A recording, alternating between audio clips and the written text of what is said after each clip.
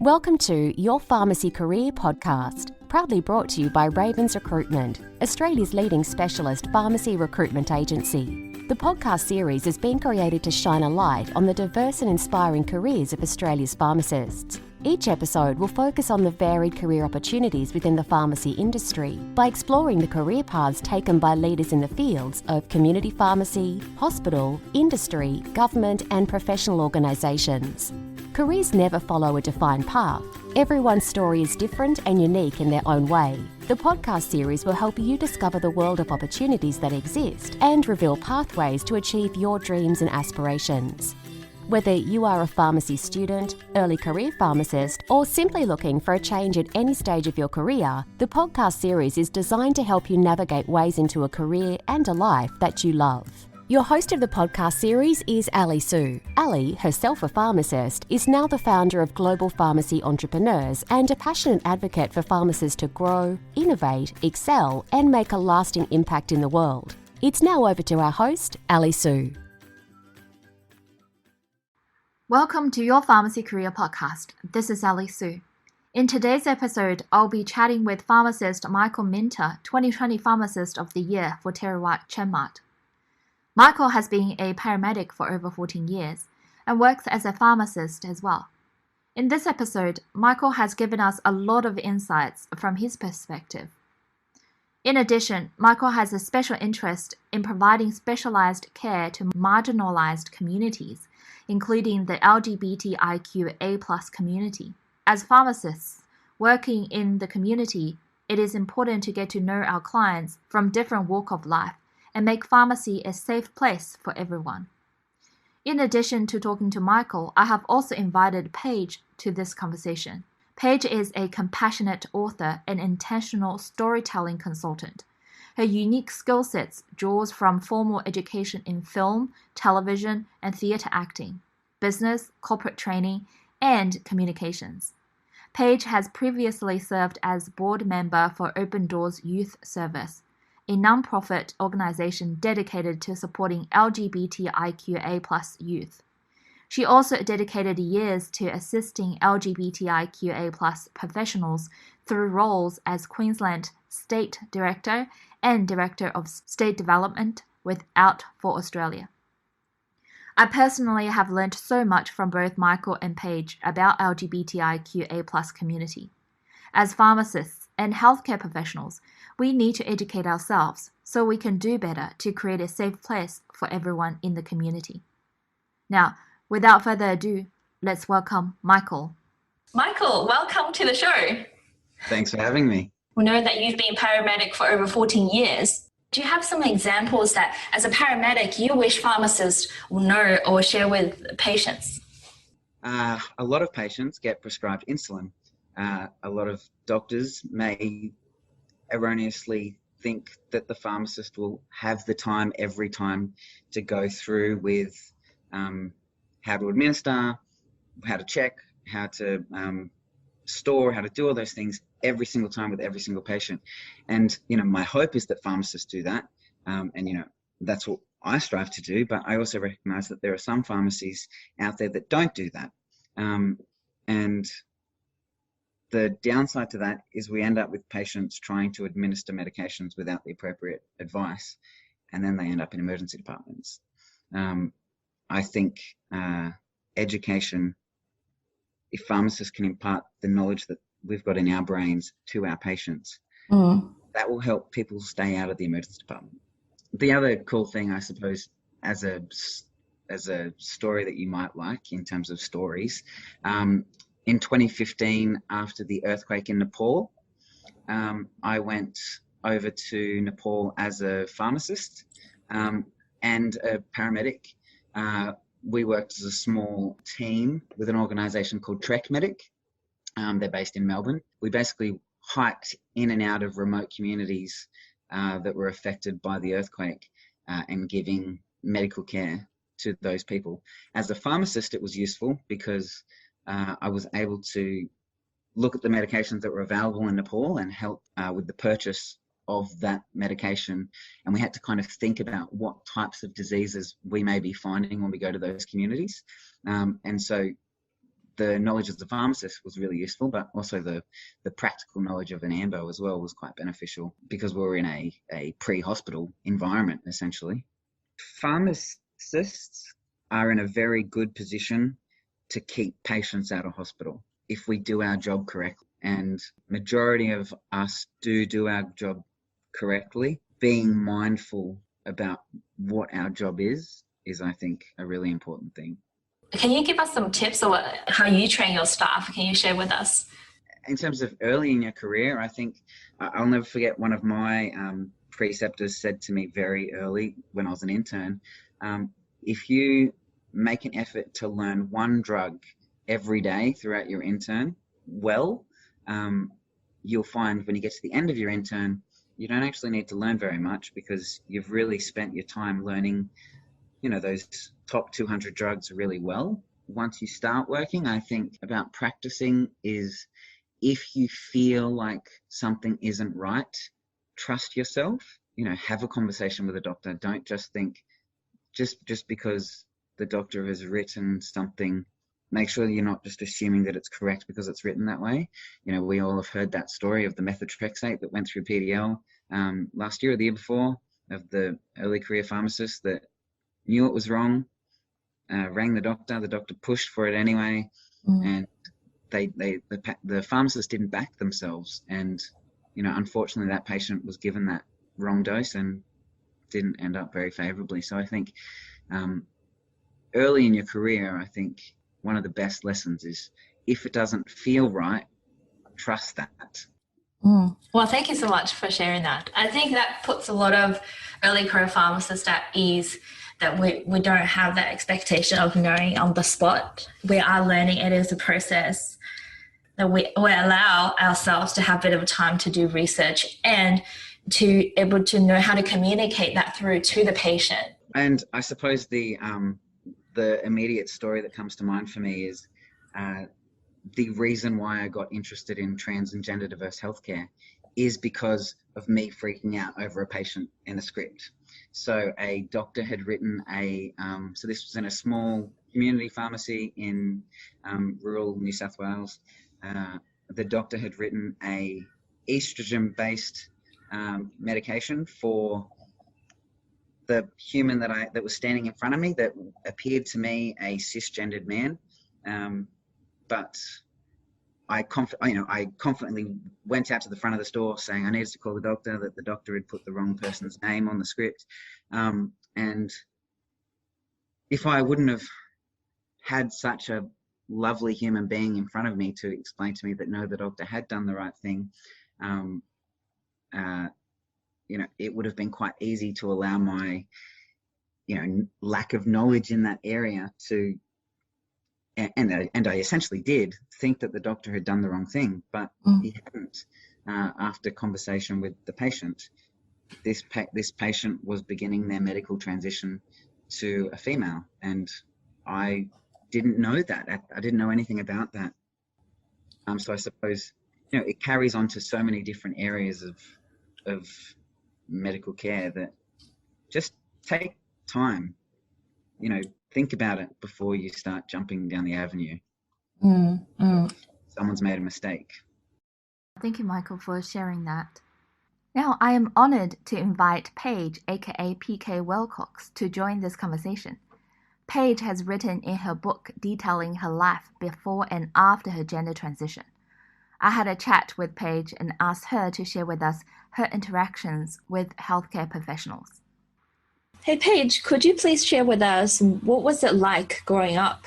Okay, well, so with my specific situation, I was raised as a boy, but inwardly I had a very strong identity of being a girl, and that was very difficult for me because I saw the people around me and thought, hey, if I tell them how I feel, there are going to be negative consequences. There are so many different messages I picked up here and there that caused me to feel that way. And what I did was I decided to just build this rich inner world inside my head and live as live how I was and be authentic in my mind, and then present something else to society which fit with the social norms that I was being told.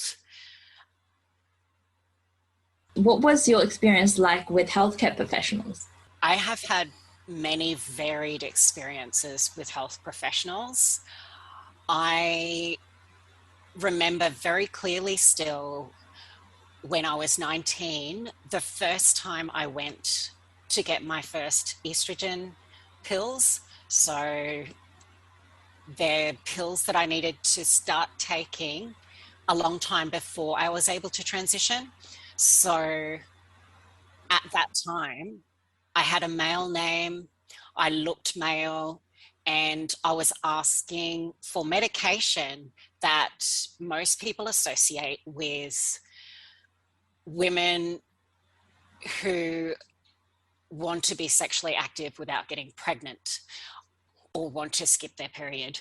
So I remember I was very scared making that, having that first interaction. But the person, I remember just giving me like this weird look, like, who are you? What are you? This is weird. And I carried that with me for a long time, that very negative interaction, because I felt like it just affirmed that I wasn't quite right, that I was different, and beyond that, that different was bad. I'm still different. I know that I'm different, but it's not a bad thing. I'm just a part of the vast diversity that exists within the human experience. Other than that, I have had experiences with medical professionals who were a bit shocked or otherwise weirded out when I confided in them about my gender history,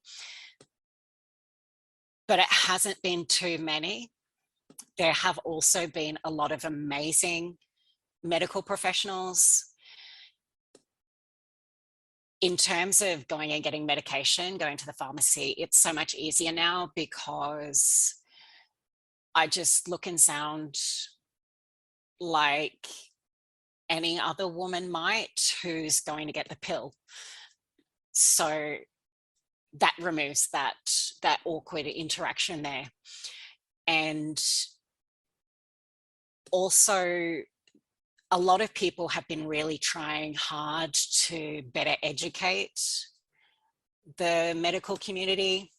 And I've been on quite a few Q&A panels with medical students, and also been in these events called a Human Library, where you get to sit down and chat to someone for a while who has a different lived experience.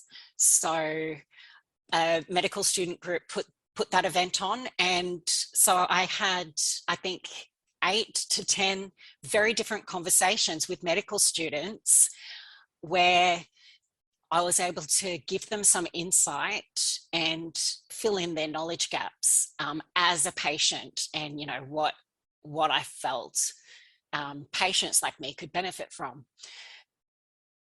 So with so many things like that happening in all over the world, it's really helping people like me have less negative interactions with medical professionals. And for the last little while, I've definitely had far more positive experiences. I have patient, compassionate, understanding medical professionals who take the time to get to know me, don't treat me like I'm an outsider or an inconvenience and stuff like that. So more recently, it's been a much more positive experience. But I do sometimes still feel scared of being in a situation where I have to tell a doctor at the last minute, because doctors are people too. And some of them don't think that someone like me should exist, which is unfortunate but true. And they can look like anybody. You know, that there's no stereotype, like there are stereotypes out there, but in terms of people who dislike the queer community or transgender people or don't believe it, they don't fit into a box either. It's not one person of a particular age or gender or cultural background. It is people that exist all throughout society. So when I'm going into that interaction, I've always got in the back of my head that this person that I'm dealing with could be like that. So that, I think, is something for medical professionals to consider. Is it's not personal against you if you have a trans patient or something else and they're a bit hesitant. It's about all the other people in the world who have been negative towards them, and they don't know if you are going to be another one. Thank you so much, Paige, for sharing with us your personal experiences. Now, Michael, could you please share with us your observations and experiences in the community pharmacy? I think it comes down to relationships. I don't think we really need to do very much. The things that we do for all of our other clientele already, things like putting their preferred name on the box, that's very validating.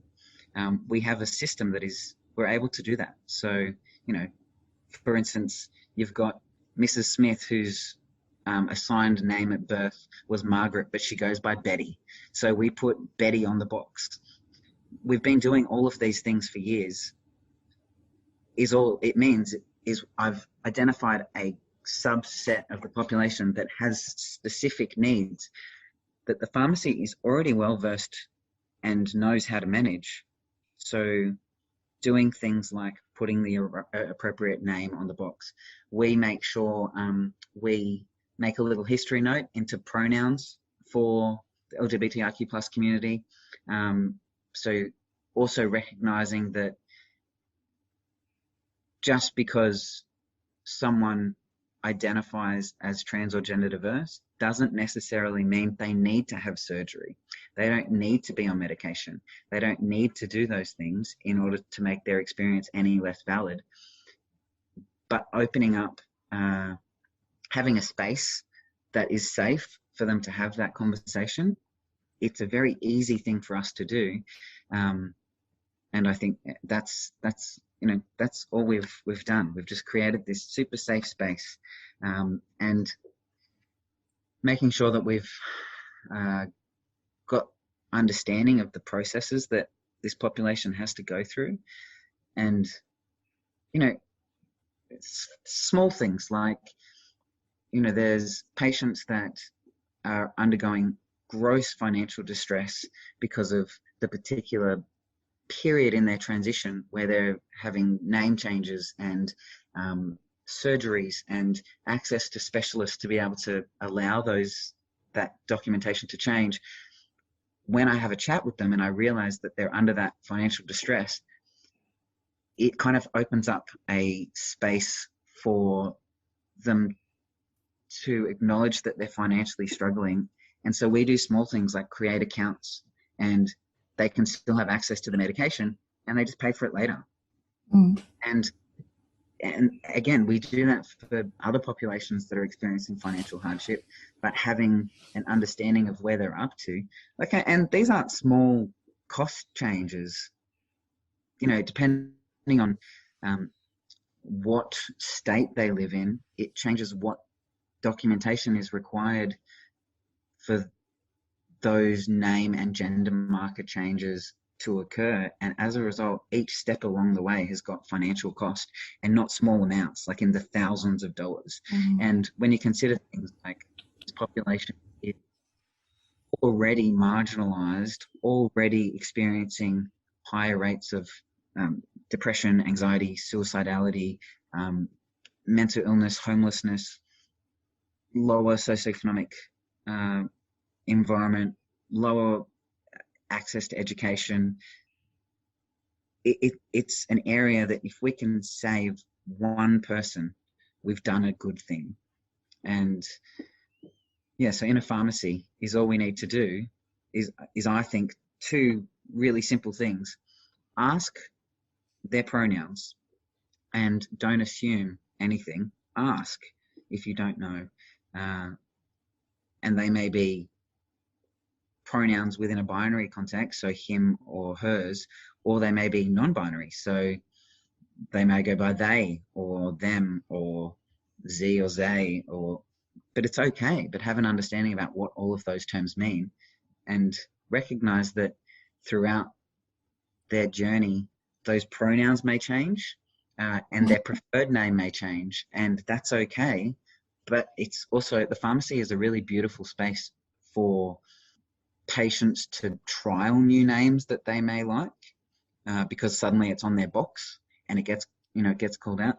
But I think the second thing that pharmacists need to be aware of is we're afforded the opportunity and the privilege to be told about this person's trans or gender diverse status. So don't assume that then means everybody else around them knows about their trans or gender diverse status. So doing things like calling at home and saying, Betty's medication is ready. Well, that patient may not go by Betty at home. They may go by John. And so you've just put that patient in grave danger in their home environment. And so I think that's really important, to be mindful of other things for that patient. And so I think they're the two key things that I think that pharmacists and pharmacies need to really be mindful about. Yes, definitely, Michael. We're not just a number or a name. Behind that, we are human. We have families. We are part of the society. So there's a story that I have that breaks my heart. There was a trans man, so someone that was assigned female at birth, who went to the pharmacy and asked for the morning after pill, and they denied it because the very first thing they said was, "Oh, you need her to come in," and then that was it. Then they walked away. Then the patient went to a GP, and because this patient was a 6'6" or 6'2", big, bushy beard, big, broad, solid guy, the GP didn't believe that he was transgender, and so refused to give him access. So the way that him and his partner chose then to manage unwanted pregnancies, and I spoke to him, and he said they used condoms and they tried to be safe, but sometimes accidents happen in the same way that for cisgendered humans it happens. So the way that they chose to manage it was for his partner to beat him until he bled every time he found he was pregnant. And that's in Australia. And that shouldn't happen. So we need to do better. Oh, wow. Yeah. And, that to me, it shouldn't happen. Oh. And this is one guy that I just have happened to talk to in the last kind of 2 or 3 years. So I can only imagine the horrific stories that happen. And it's not and it's not the population's responsibility. It's not the trans and gender diverse population's responsibility to teach us. We're health professionals with a bucket load of education and a bucket load of ability to read and learn for ourselves. And there's a whole heap of resources out there like Trans Hub, through ACON, through Community Health Pathways, through the LGBTIhealth.org website. There's so many resources available for us. We need to learn about it. We can't just blame, I didn't learn about it at uni, or I don't walk in that circle, so I don't understand. Or Pride and Diversity Australia, they've got a lot of really good training resources. It costs you $50 to do a 6-hour workshop. It's very valuable. Just to do things surrounding language first of all. But for if you're in New South Wales, the Community Health Pathways through Hunter New England Health, that's got one of the best pharmacological guidelines that I've seen so far for Australian standards. But if you're in Victoria, you've got the gender clinic. I'm not really sure about other states, but there's a lot of resources out there. I remember I had a patient in the ambulance about maybe 10 or 12 years ago, and he discharged himself against medical advice from the hospital because he was in there to have a colposcopy, which is a procedure pertaining to a cervix. And the nurses kept asking him why he was in there getting that done. That didn't make sense. And, this guy's just there to get healthcare. He's not there to educate you. And so he was like 24 years old, and I encountered him in the ambulance because he tried to kill himself that day. And to me, that's the hospital's fault for not providing care and basically pushing that person to educate their staff, which it's not the patient's responsibility. We need to educate ourselves. We need to do better. We need to make sure that we're armed with information, and we can't just blame, but I don't know. If you don't know about diabetes, you go and learn something. We all got into this job to help people. We all got into this job to optimize pharmacological care. And I think it's important to recognize patients don't need to teach us. We need to learn ourselves.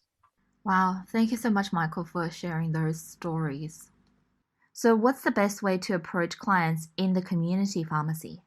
Across the board, everybody get kind of a gender neutral type reference until we can kind of elude otherwise. So, say someone's getting cold and flu tablets is a good example, but they're getting it for their partner. So I go into the pharmacy, someone comes into the pharmacy and says, I want to get cold and flu tablets for my partner. I can't assume that their partner is male or female until they give me a context. So until they say she or he, I will just continue to say they. Are they pregnant? Are they breastfeeding? Are they allergic to anything? Are they on any other medications? But if a person in the store says, she's pregnant or she's not allergic to anything, then suddenly for the rest of the conversation, I'll refer to that person's partner as she. And the exact same thing in the pharmacy of the person standing in front of me. I won't use he or him or sir or miss or until I'm kind of given the appropriate pronoun to refer to that person as. And so the really beautiful thing is the people within the LGBTIQ plus community are very aware that our pharmacy is a safe space. And so often we'll have people come in and specifically ask to speak to one of the pharmacists and say things like, I've been told I can let you know about my pronouns. And so then patients will tell us really early on if we don't know if they, especially if it's a non-binary individual, they'll let us know that they prefer to go by non-binary pronouns, and we'll just make a little history note in the computer. And in terms of training for staff, it's very simple. We just tell them not to assume anything. And it is okay to ask if you don't know, because in the same way that if you or I were asked, we just answer the question. If someone asked us what our pronouns were, it wouldn't affect us any more than any other question that we get asked by the pharmacist. But for people within the community, it has such a deep seated sense of affirmation that it's like the alert that it's a safe space for them. And doing things like putting your pronouns on your name badge is a really good thing, because it shows that you're a safe space. Wow, yeah. Words we use are so important. When we're so busy and have a lot on our plate, we often forget to be present and focus on each conversation and each person individually. Yeah, this is definitely a great reminder to be mindful and pay attention to words and tonality we use. Those words and details can really help people to feel safe in the pharmacy. Yeah. And language is a very valuable tool that people often forget. And Definitely. you know, in the same way we say things like attitude reflects leadership. If the attitude of the staff is kind of very dismissive of populations, maybe you should think maybe that can reflect who's leading that ship, who's leading that pharmacy. Is that pharmacist very apathetic and not really caring about the patients? But if the pharmacist is, it's a deep-seated desire to care about the patients, then the staff will then care about the patients. And, you know, people forget attitude reflects leadership. Yeah, thank you so much for sharing this with us, especially for our students and early career pharmacists. This conversation has really put things into perspective. Our students and early career pharmacists are going to be the future leaders in the pharmacy industry. So what final words of wisdom would you like to leave for them? I think remembering that pharmacy, I think, is at a tipping point of recognizing that we are such a valuable part of the multidisciplinary healthcare team. And I think staying true to the reason why we joined the job, which is about patient care, is really important. Great. Thank you so much for your time today. You're welcome. Thanks for having me. Thank you. Thank you for listening to this episode of the Your Pharmacy Career podcast, proudly brought to you by Ravens Recruitment, Australia's leading specialist pharmacy recruitment agency. If you enjoyed this episode and know anyone else who you think would benefit from it, we would be grateful if you could share it with them. Together, we help even more pharmacists develop a career and life they love. If you have any questions or suggestions about future podcast episodes, please reach out to us via email info@ravensrecruitment.com.au.